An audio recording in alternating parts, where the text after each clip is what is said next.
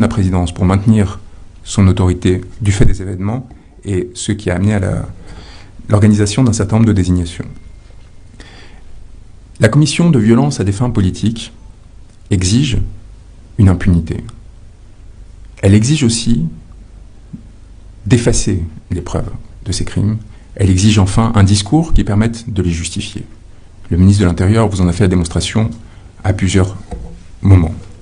Nous avons découvert que cette organisation discursive, cette tentative de légitimation des faits que nous sommes en train de vous présenter, au sein de la présidence, a été mise en œuvre notamment par Yorodia, qui est le coordinateur de la communication présidentielle, mais aussi par Eladji Malik Gueye et Wandifa Dramé.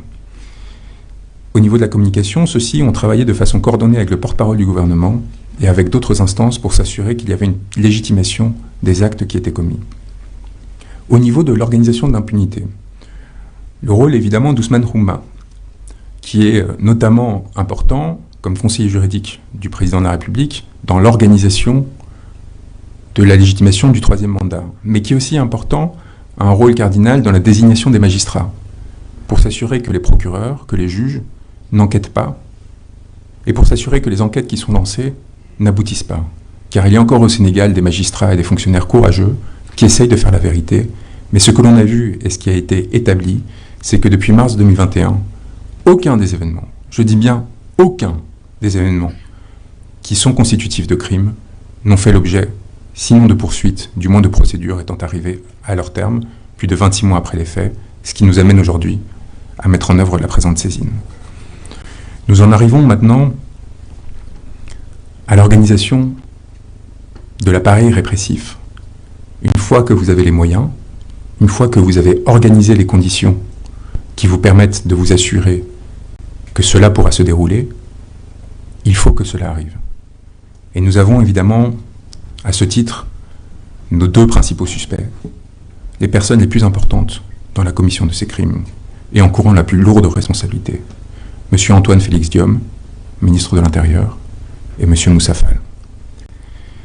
M. Antoine Félix Diome a joué un rôle important, d'abord comme magistrat, particulièrement bien utilisé par ce régime, afin de lui dégager la voie dans le cadre d'un certain nombre d'affaires sensibles, notamment l'affaire de Karim Wade et celle de Khalifa Sall, et ensuite comme ministre de l'Intérieur, nommé peu de temps avant les événements de mars 2021, il a joué donc, je disais, un rôle cardinal pour assurer au régime la possibilité de se perpétuer à tout prix au sein du pouvoir. Monsieur Antoine Félix Diome a tenté en mars 2021, comme entre les mois de mars 2023 à juin 2023, de prétendre que des forces occultes étaient responsables des crimes qui étaient commis au Sénégal. Cela, en soi, est constitutif d'une participation de crime à un crime contre l'humanité, pour la raison simple qu'il s'agit non seulement évidemment d'un mensonge, mais d'une tentative de légitimer et de masquer la commission de ces crimes. À ce seul titre, M. Diome, par ses mensonges répétés et par ses tentatives de faire disparaître des preuves ou de nier l'existence de crimes tout au long de ces périodes, est passible de poursuite. Mais M. Diome, évidemment, a eu un rôle bien plus important que celui-ci. Il a en fait été au cœur de la chaîne de commandement afin de s'assurer que les forces de police et de sécurité soient dirigées de façon à commettre ces crimes ou à les laisser commettre par des nervis. Il a en conséquence, notamment par le truchement de son pouvoir de nomination, cherché à obtenir la possibilité que des personnalités particulièrement violentes ou particulièrement prônes à autoriser, voire à commettre directement des violences, aient un rôle et une responsabilité au sein de la chaîne hiérarchique. Nous pensons évidemment à Seydou Bokariag, mais nous pensons aussi au directeur général de la police, qui était auparavant directeur général adjoint, qui était directeur général adjoint de la police nationale au moment des événements de mars 2021, et qui pourtant, malgré l'échec patent de cet épisode, a été promu le 21 avril 2021. Pourquoi l'a-t-il été?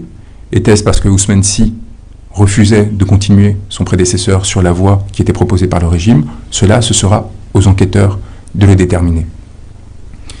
Il y a évidemment Amadou Amadi Lam, directeur du groupement mobile d'intervention lors des événements de mars 2021.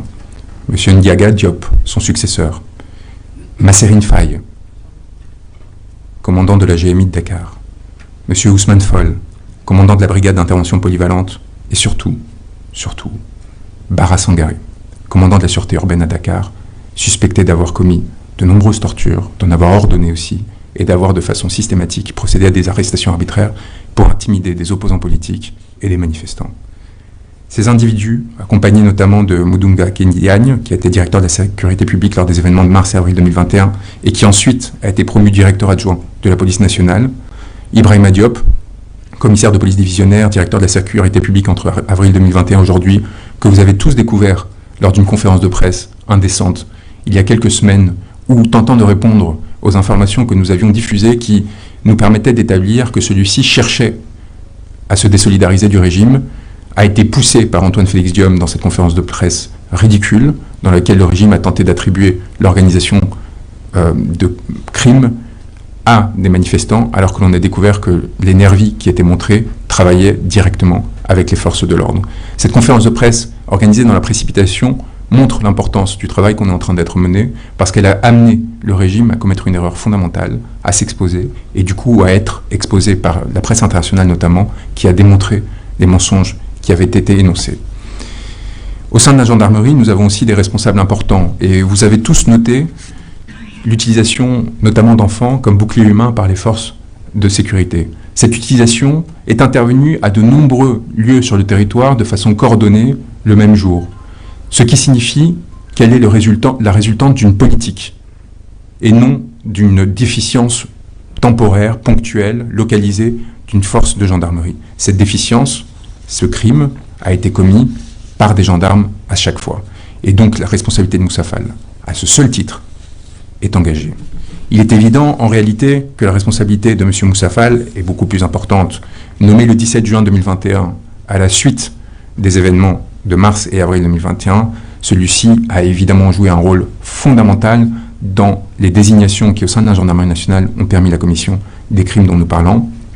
Nous avons identifié au sein de son cabinet des responsables, le chef de cabinet notamment, le colonel Pape Souleymane Cissé, mais aussi, évidemment, au-delà de son cabinet, de ses aides de camp, de ses adjoints emploi opération comme Pape Diouf, le chef du centre de renseignement cardinal comme Issa Diak ou Cheikh Sarr, évidemment le haut commandant en second, Tiakatia, qui était commandant de la gendarmerie mobile auparavant et qui a été promu en juillet 2021, encore une fois, dans la suite des répressions qui avaient été menées. À ses côtés, que ce soit le général Daouda Diop, le lieutenant-colonel surtout, Abdoul Bengue, ou Maguette Mbaye, Aliou Ndiaye et Omar Ndoye, nous avons au sein de la gendarmerie un certain nombre de personnes identifiées, notamment dans les légions de Dakar et de Casamance, qui auront à répondre de leurs actes un jour ou l'autre, et dont je rappelle, encore une fois, qui seront confrontés à des accusations qui sont imprescriptibles, et donc à n'importe quel moment, en cas de changement de régime ou à l'étranger, dont ils auront à répondre. La chaîne hiérarchique des forces de sécurité, c'est très bien. Mais on a vu que dès le moment où la Cour pénale internationale a commencé à devenir un sujet au Sénégal, il y a eu comme un mouvement de retrait de la part de ces forces de sécurité et de défense, qui ont compris les risques auxquels elles étaient confrontées et les conséquences qu'elles pouvaient endurer. Et nous avons vu une bascule progressive de l'exercice de cette force vers ce que l'on appelle des nervis. Nous avons exposé au sein de la présidence les principales personnes responsables de l'organisation de ces réseaux paramilitaires, en dehors de toute loi, qui coopèrent, contrairement à ce qui a été dit, de façon très serrée, avec les forces de l'ordre. La présidence est le donneur d'ordre, mais l'organisateur principal se trouve évidemment au sein du siège du parti présidentiel, à l'APR. C'est là que se retrouvent les pick-up qui ont été achetés de différentes façons, afin de distribuer les nervis à Dakar, et qui, à partir de ce centre de commandement, va distribuer les instructions en région pour s'assurer que des exactions soient commises afin de terroriser la population et s'assurer que celle-ci ne se rebelle plus. Ces nervis, comme je vous le disais, ont à la fois une structuration qui est liée aux fonds spéciaux, aux fonds du parti et donc aux modes de financement illégaux qui